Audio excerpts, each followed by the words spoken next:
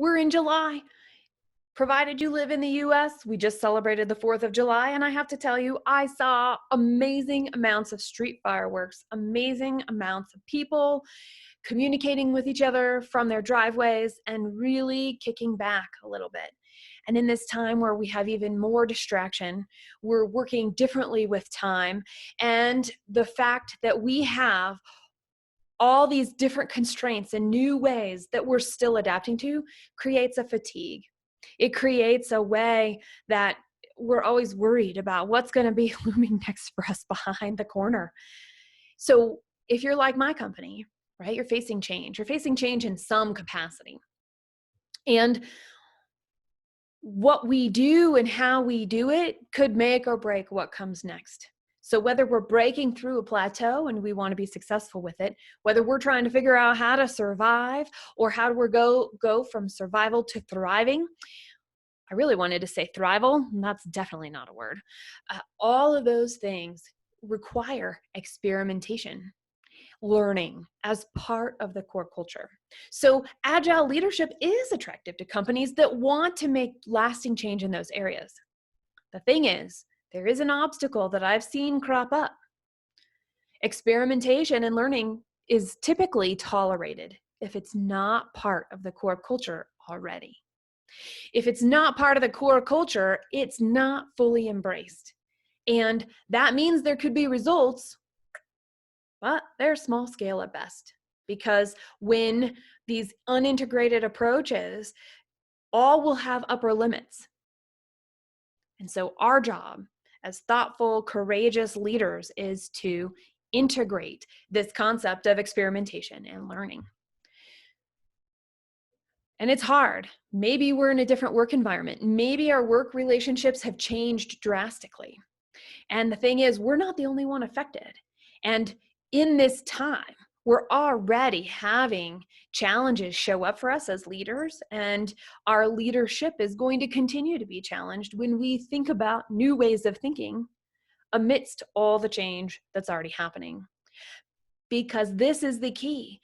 Are we tolerating things, or are we actually aligning our actions to our vision and our missions?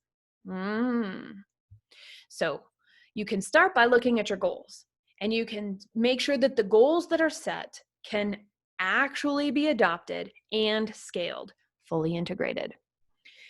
The flexibility necessary to create that collaboration and that execution can cause some internal disruption and take something that's already not quite on solid ground and stir the pot just a little more. And that's okay, because sometimes we want control, yet and distributed responsibility actually gets in the way of what we need to do.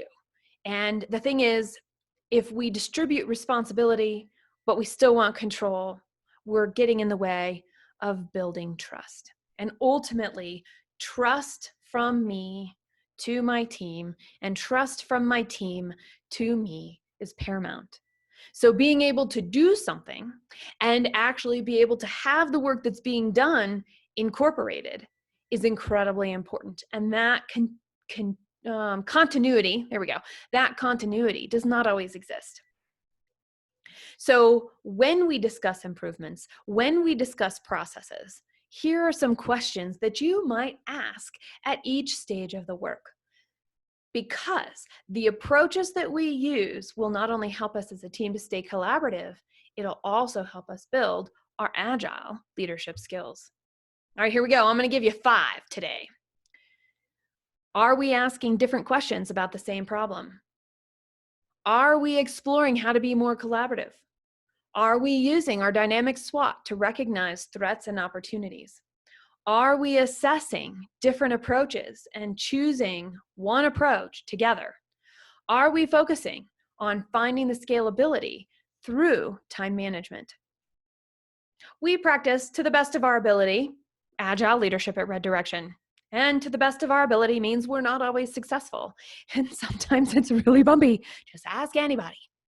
The thing is, we do see and we experience the rewards that experimentation and learning within our company culture brings us. Every idea becomes a possibility because we've got the right lenses to set what are good ideas for within the way we do our work together. So I want to know from you in the comments, which of those 5 points resonates with you and why? And do you have a story to share, a personal experience or a tip from some place that you think others watching and participating in this conversation would like to know?